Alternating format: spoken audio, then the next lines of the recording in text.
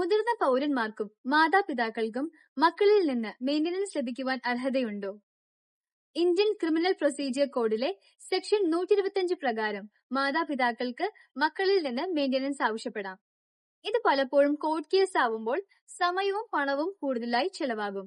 ഈ പ്രശ്നം പരിഹരിക്കാനാണ് the maintenance and welfare of parents and senior citizen act 2007 നിലവിൽ വന്നത്.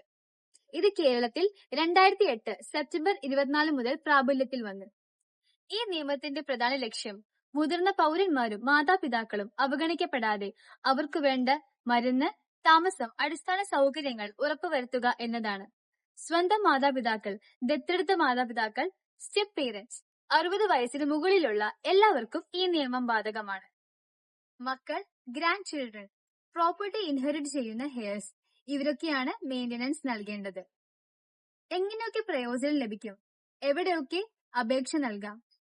നെഗ്ലക്ട് ചെയ്യുന്നവർക്ക് നിയമത്തിൽ എന്തെല്ലാം പണിഷ്മെന്റ്സ് ഉണ്ട്? ഇതൊക്കെ നമുക്ക് പാർട്ട് 2-ൽ ഡിസ്കസ് ചെയ്യാം. So stay tune.